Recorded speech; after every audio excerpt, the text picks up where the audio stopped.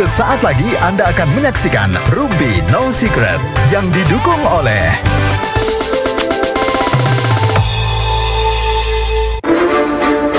Perdi setuju nggak, Perdi? Apa? Setuju nggak? Bilang ada suaranya, setuju? Setuju. Setuju, Perdi, oke? Maknya sampai jual ruko, jual rumah. Maknya siapa? Maknya Jessica. Emang saya nggak dapet info. Duitnya banyak habis.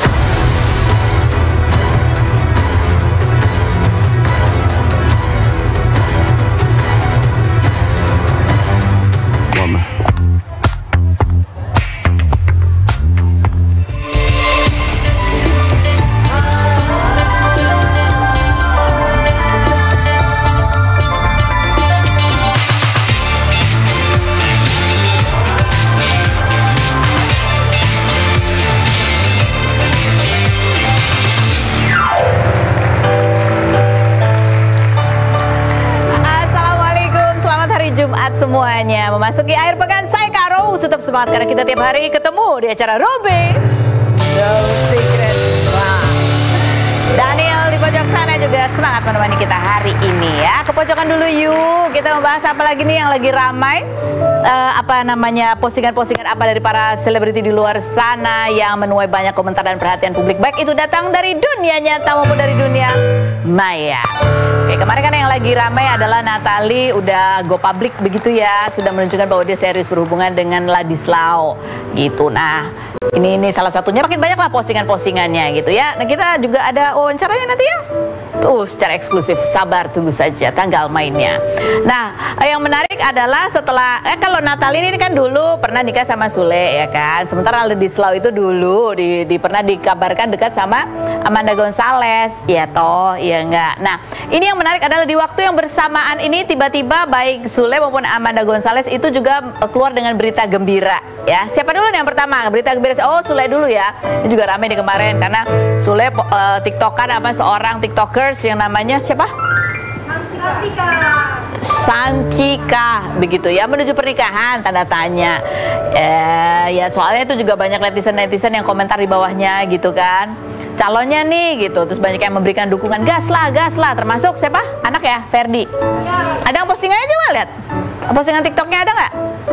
Nggak ada. Komentarnya Ferdi ada nggak? Adanya apa jadinya? Adanya apa? Udah, Sule cuma gitu aja. Ya udah, kita nggak tahu, kita kemarin terakhir baru ketemu sama Sule kan, baru wawancaranya kemarin ya. Kemarin kita sempat nanya nggak sih udah ada calonnya, kayak dia bilang belum ya. Apa udah? Apa? Oh, udah minta izin sama anak-anaknya udah kasih lampu hijau, tapi secara spesifik dia belum kasih tahu udah ada calonnya apa belum. Tapi kalau mau menikah lagi sih dia mau gitu kan ya. Yang berikutnya kalau dari Amanda hari ini juga dia posting bahwa dia sudah dilamar gitu. Nih, cincin tangan, terus ya I choose you. Dengan siapa? Ternyata dia dengan pemain bola juga sama seperti bapaknya ya kan. Siapa namanya nih? Pemain bola itu ayo siapa namanya? Rontini, Christian Rontini ya, pemain bola dari Persita Tangerang. Oh gitu. Nah, hari ini juga ada acara-acara siraman ya. Ada postingannya nih gitu, lagi didandanin. So happy to see you this morning, Amanda. Congrats for the new chapter of your life. Ini postingannya siapa? Giorgino, sahabatnya. Oh, ini sahabatnya gitu. Ya udah pada move on ya. Nah, ini yang menarik sih ya. Pasangan yang menarik adalah bahwa si Sule, Natalie, Amanda Gonzalez sama Ladislaw itu pernah ada di satu acara, yaitu acara Santuy Malam ya di Trans TV juga gitu. Dan itu kayaknya adalah pertama kalinya Ladislaw ketemu sama bukan ketemu ya, ngeliat kali gitu deh ya. Coba kita lihat sih waktu itu obrolannya apa. Itu tahun 2020 ya. Coba kita lihat yang berikut. Jadi gimana kelanjutannya Amanda sama Ladislaw?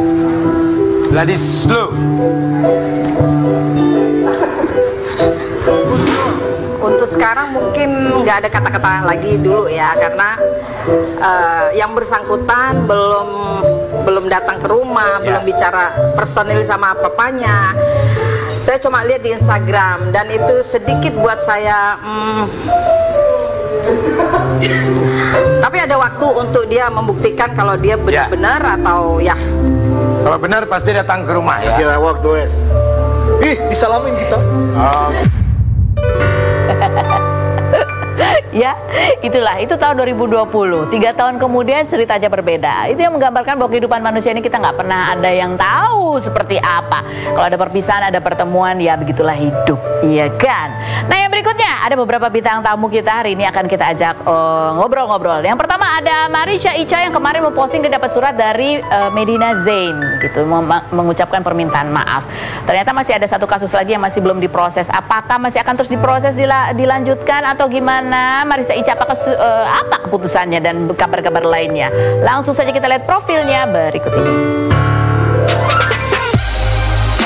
Marisha Icha, selebgram sekaligus pengusaha kelahiran 1995 ini merupakan salah satu orang yang ikut terlibat kasus mulai dari Gala Sky, anak mendiang Vanessa Angel, Fuji, Rebecca Clover, Oaklyn, hingga Medina Zain yang dilaporkan olehnya atas kasus pemalsuan tas branded dan pencemaran nama baik dan sudah dijatuhi hukuman 2 tahun dan 6 bulan penjara. Namun Icha mengaku masih ada satu laporan lagi yang sudah dilimpahkan kembali pada kejaksaan.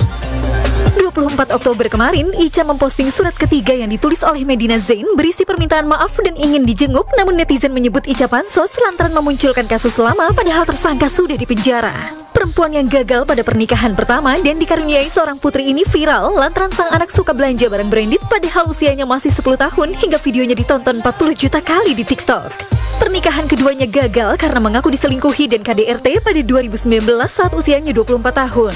Benarkah Icha selalu dilarang anaknya membeli barang branded untuk berhemat? Dan apakah Icha mau menjenguk Medina di penjara? Saksikan kisah selengkapnya hanya di Rumpi No Secret. Oke, baik, kita sudah bersama dengan Marisha Icha.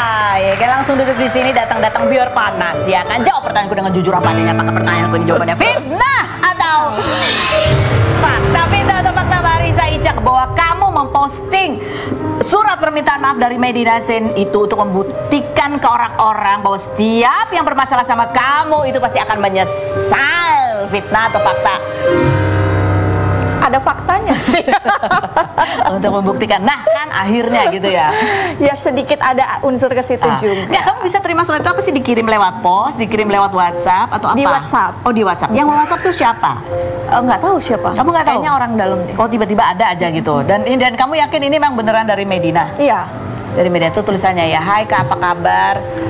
Semoga kakak selalu sehat begitu ya. Ini aku surat sadar yang kedua ya. Jadi udah 3 kali. Aku udah terlalu berambisi dan I cannot control myself sampai aku nggak bisa membedakan mana yang benar dan mana yang salah. Ini kan surat yang kedua. Surat yang ketiga. Ini ketiga. Yang ketiga. 2 surat yang lain isinya kurang lebih sama. Ya, kurang lebih sama. Orang yang sama juga yang ngirim. Tapi lucunya suratnya tulisannya beda-beda. Tapi tanda tangannya sama nggak tanda tangannya? Tangannya sama. Mana tuh, ada surat yang 2 lagi nggak?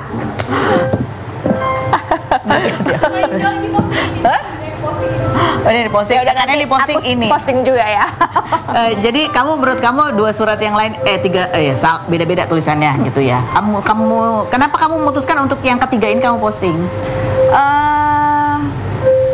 Apa ya, sebenarnya kalau misalnya ditanya kenapa diposting, kenapa nanya sama netizen, karena netizen menurut aku pinter banget sekarang. Jadi kadang-kadang jawaban mereka tuh di luar nurul. Gak kamu sendiri, gak keputusan kamu tuh apa? Memang pengen mau nanya sama netizen atau apa nih sebenarnya? Enggak, memang aku mau nanya, kalau kan mereka kan mengikuti kasusku, jadi kayak apa sih pendapat mereka, tapi aku juga punya jawaban sendiri dalam hatiku. Apa jawabanmu? Jawabannya sih enggak, dilanjut. Hah? Tetap dilanjut. Tetap dilanjut. Ini masih ada satu kasus lagi yang belum diproses, belum disidang. Itu kasus yang? Kasus yang satu pencemaran nama baik. Iya. Laporan palsu. Laporan palsu. Oke, baik. Masih banyak ya. Terus kamu sendiri begitu baca ini gitu, apa yang kamu rasakan ketika baca suratnya Medina? Nggak merasakan apa-apa, kayak baca surat biasa aja. Gitu aja. Iya. Oke, coba kita ada komentar netizen nggak mau dibacain? Banyak kan komentar netizen yang menganggap kenapa sih mesti diposting, orangnya udah dihukum gitu. Terus ada juga yang bilang masih pansos juga, orangnya udah dipenjara gitu kan. Iya begitukah? Memang sengaja diposting biar rame lagi? Bagaimana? Apa ya? Sebenarnya kan karena kasus ini kan sudah ter-up, terus mau gimana pun aku saat ini sudah menjadi public figure, begitupun dia menjadi pelajaran besar buat orang-orang dan mengingatkan untuk pengguna sosial media untuk kayak, hai, jangan sampai kayak gini lagi ya, gitu. Kamu sendiri dulu-dulu sempat juga terbawa emosi, suka begitu nggak? Gitu Spill apa gitu yang menyerempet-nyerempet itu bisa menjadi berbahaya untuk terkena UU ITE gitu maksudnya? Ya kan? Buktinya kan? Ya buat pelajaran buat kita semua lah ya. Kadang-kadang kalau emosi itu ya harus ingat-ingat begitu ya. Oke, lanjut Vita atau fakta Risa Ica, bahwa kamu sering dimarahin anak kamu kalau kamu lagi belanja tas branded sampai ratusan juta rupiah. Vita atau fakta? Fakta. Yang berikutnya, Vita atau fakta Risa Ica? Ya kamu kalau udah kamu tuh komit untuk mengajukan sebuah kasus hukum, kamu maunya maju terus pantang mundur, termasuk yang kamu sama Umi Pipik melaporkan selebgram Oklin via, kamu terus akan lanjut sampai dia mendapatkan hukuman yang setimpal. Fitnah atau fakta? Fakta. Fakta. Iya, orangnya udah minta maaf kan padahal ya. Tapi ini kasusnya apa ya? Mana sih nggak ada kabarnya tuh? Minta maaf ya, minta maaf aja. Tapi buat apa hukum Indonesia dibuat kalau gitu, hanya berminta maaf saja? Tapi ini sampai mana sih sebenarnya? Soalnya kita udah nggak dengar lagi nih berita-beritanya. Iya kan, membuat laporan polisi itu kan tidak semudah apa yang netizen bilang. Kok nggak ditangkep-tangkep, kok nggak ditahan-tahan? Sabar, semuanya kan butuh proses. Harus ada ahli bahasa, ahli pidana, ahli agama, ahli pornografi. Itu harus dipanggil gitu loh. Masih panjang prosesnya ya. Iya. Ini Umi Pipik masih mau lanjut juga, itu atas kemauan Umi Pipik atau nasihat-nasihat masukan dari kamu juga? Tanya. Dia tahu buat hidup gue ya. Kamu ya ingin juga ini menjadi pembelajaran buat yang lain-lain gitu ya. Oke, baiklah. Fitnah atau fakta Risa Ica lagi, bahwa kamu memang kemarin bikin konten di vlog, judulnya adalah Irish Bella menangis teringat seseorang. Itu memang sengaja karena kamu sebetulnya memang tahu betul cerita di balik yang tidak diceritakan oleh Irish Bella di media. Fitnah atau fakta? Kalau judul kayaknya itu kerjaan editor tuh. Cahya itu clickbait gitu. Tapi benar nggak kamu tuh sebenarnya tahu apa ya, pasti, cerita insya Allah. dibalik? Alhamdulillah, masya Allah, tabarakallah, orang-orang yang dekat sama aku tanpa aku bertanya, kayak Irish Bella, Kak, kita belum pernah deep talk loh, aku pengen cerita tentang aku ke kakak gitu, kayak masya Allah, kok percaya sama aku gitu. Iya. Jadi ada apa sih Irish Bella? Ada deh pancing-pancing. Coba kita lihat. Ada, ini screenshotnya ya kan. Tapi kan kemarin di beberapa kali acara sempat ketemu sama Amarzoni. Kamu waktu itu nggak ada di lokasi pada saat kajian kan ketemu ada Amarzoni. Oh, nggak ada. Waktu kamu datang kamu nggak ada. Yang dia ketemu kamu nggak tahu juga. Tapi kamu lihat terakhir-terakhir. Tapi setiap dia kayak waktu kemarin dipanggil sama lawyernya sebelum-sebelumnya, pasti dia, Kak, hari ini aku di ini gini. Menurut kakak gimana gitu, kayak lawyer minta apa? pendapat. Lawyer apa nih? Waktu masih kasusnya sedang berjalan. Amarzoni. Oh, itu dia konsultasi juga ke kamu. Ya lebih diskusi aja sih, kayak, Kak, baiknya aku datang nggak gitu. Oh gitu. Jadi emang kalau yang dia nggak datang itu emang permintaan Amarzoni atau saran dari kamu? Nggak mau jawab. Nggak mau jawab itu malah menimbulkan banyak pertanyaan. Bener nggak ini Vita atau fakta Risa Ica, bahwa sebenarnya Irish Bella juga sedang berpikir untuk menyudahi hubungannya dengan Amarzoni? Fitnah atau fakta? Tahu sih, tapi aku nggak mau jawab, takut. Jawabannya justru membuat orang makin penasaran. Tapi kamu terakhir ketemu dia kapan? Belum lama. Sesudah Amarzoni keluar kan? Iya. Kamu lihat, kalau dari kamu lihat ya moodnya dia, Irish Bella tuh gimana? Saat ini dia sudah menerima kenyataan. Pokoknya intinya saat ini aku udah happy. Aku sudah kan udah larinya kan juga ke kajian-kajian terus gitu. Kayak Allah sudah memberikan dia ketenangan. Tapi di awal-awal aku memang kayak stres dan aku juga cukup trauma gitu. Tapi alhamdulillah saat ini aku oke gitu. Dia bilang begitu ya, pasti trauma lah ya. Tapi sekarang dia udah lebih enteng lah, entengan ya. Oke, Vita tebak lagi, Risa Ica. Kamu punya banyak teman karena kamu tuh orangnya royal banget ya kan. Kalau sering traktir makan, suka kasih kado barang bereda, dan sering pinjemin uang tanpa minta dibalikin. Wah, menarik sekali. Masya Allah, tabarakallah. Aku tersenyum. Kamu orangnya gitu nggak? Orang kalau pinjam uang kamu kasih nggak usah balikin gitu? Enggak juga sih, cuma memang kalau ada orang yang minjem uang, aku dalam hatiku kalau memang dia nggak balikin ya udah gitu, jadi nggak jadi dosa buat aku. Kamu minjemennya udah seikhlas kamu kalau gitu nggak dibalikin gitu ya. Kalau Royal benar. Masya Allah, tabarakallah, kayak kalau kamu suka kasih kado mahal benar. Aku bentar lagi ulang tahun. Aku cuma kasih tahu aja ya. Oke. Nanti kita ngobrol lagi sama Marisha Ica. Kita lihat lagi. Bintang tamu kita berikut ini ada Pak Oto Hasibuan ya. Wow, ini semakin ramai diperbincangkan. Benarkah beliau ini berencana untuk terus mengajukan PK walaupun ada yang menyatakan bahwa ini kan kasusnya sudah selesai. Apa yang membuat Pak Oto semakin yakin? Kita lihat dulu profilnya berikut ini. Oto Hasibuan, pengacara sekaligus pengusaha yang merupakan Ketua Umum Perhimpunan Advokat Indonesia ini merupakan lulusan Universitas Teknologi Sydney dan Universitas Gadjah Mada dan sudah menjadi pengacara sejak 1985. Oto yang bermain dalam film dokumenter Ice Cold sebagai pengacara Jessica Kumala Wongso yang didakwa melakukan pembunuhan terhadap Mirna Salihin dalam kasus kopi sianida pada 2016 ini mengaku selama menjadi pengacara tidak dibayar sepeser pun dan ingin membuka kembali kasusnya lantaran banyak kejanggalan. Bungsu dari 10 bersaudara ini menikah dengan Norowati Damanik pada 1984 dan dikaruniai 4 orang anak, di mana anak bungsunya Yakub Putra Hasibuan mengikuti jejak sang ayah sebagai pengacara dan pada 6 Mei 2023 kemarin menikah dengan artis kelahiran 1992 Jessica Mila. Benarkah Oto banyak mendapatkan ancaman selama menangani kasus sebagai pengacara?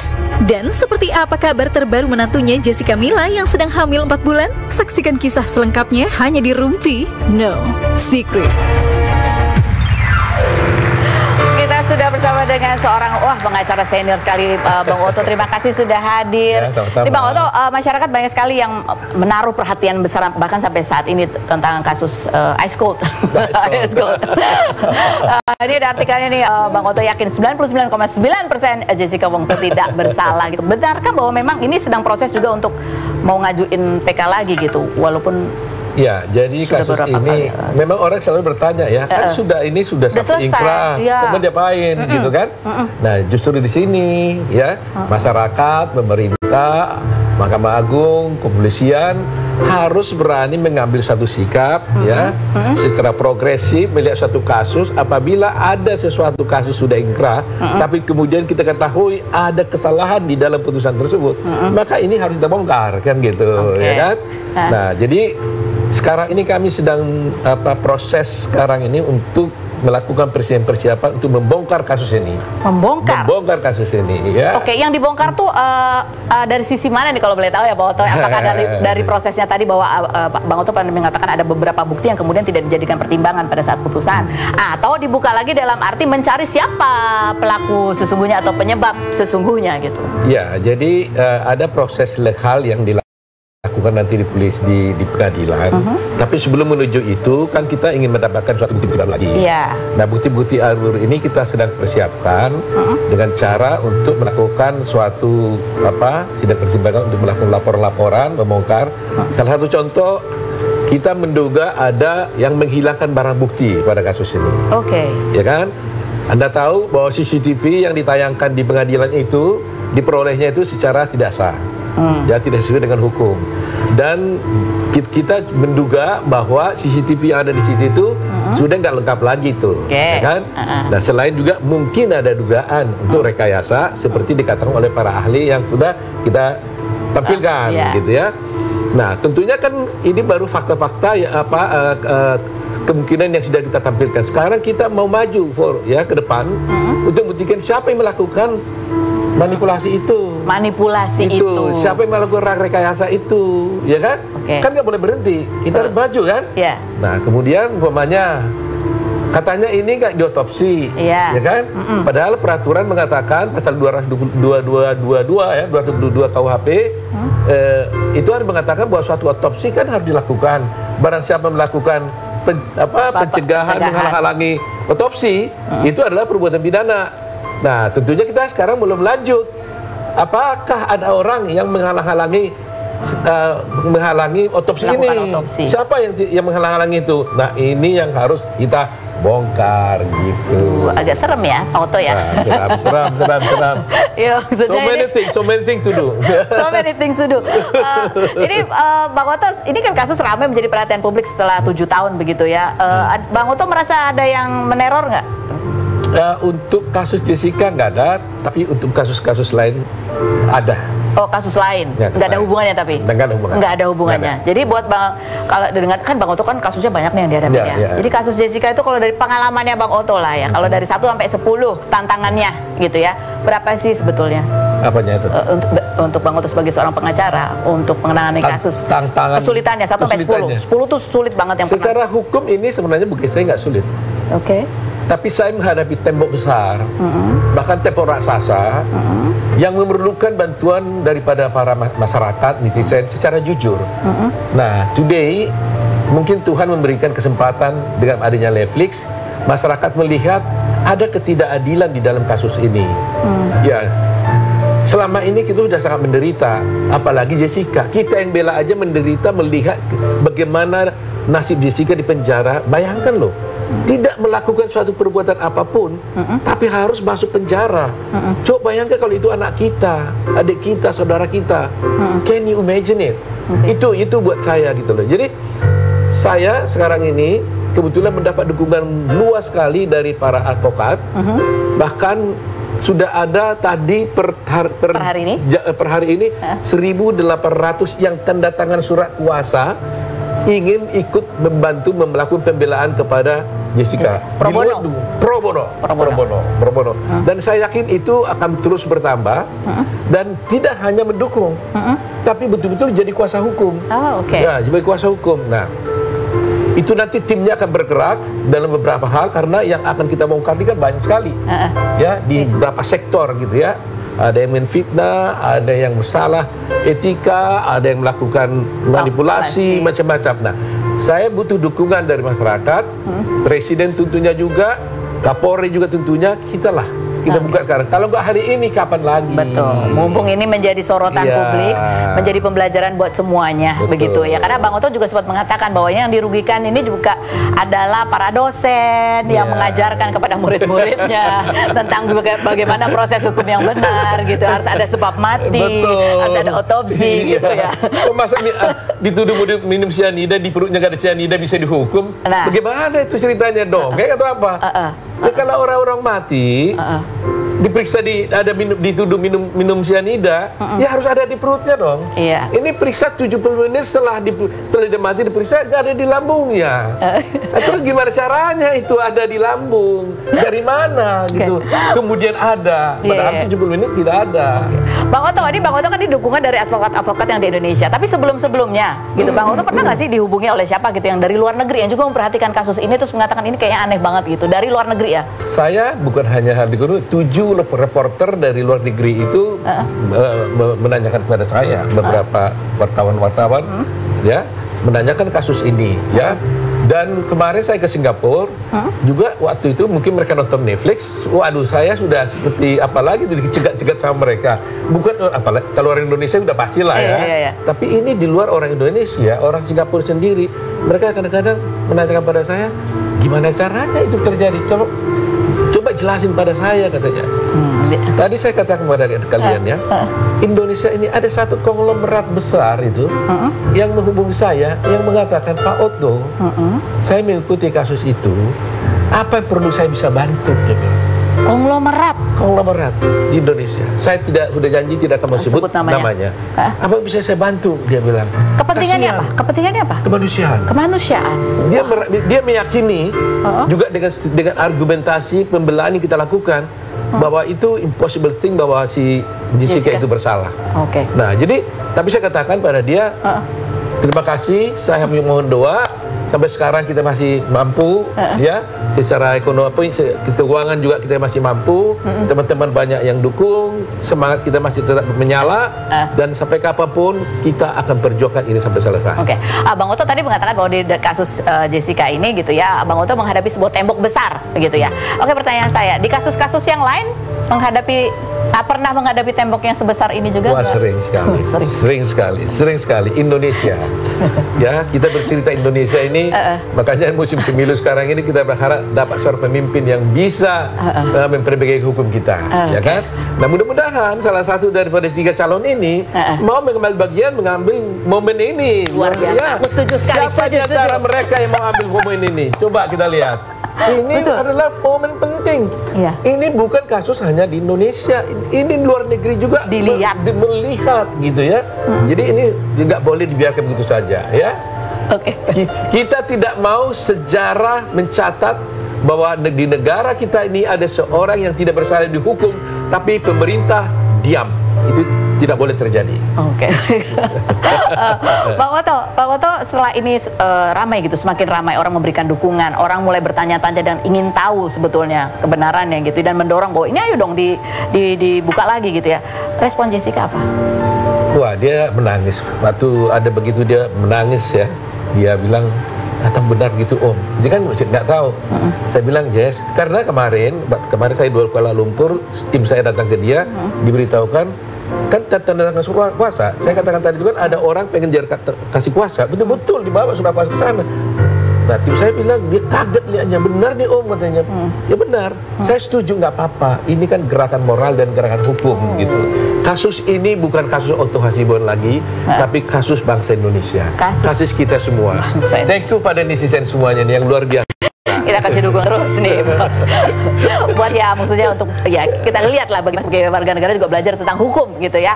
Nah, Bang Oto kan membela Jessica ini secara pro bono gitu ya. Apa sih Bang Oto ketika Bang Oto memutuskan untuk membela pro bono atau tanpa biaya, tanpa bayaran gitu, ada nggak kriterianya, kasus-kasus seperti apa yang akan Bang Oto bela secara pro bono? Setelah berikut ini jangan kemana-mana, tetap di Rumpi Indo.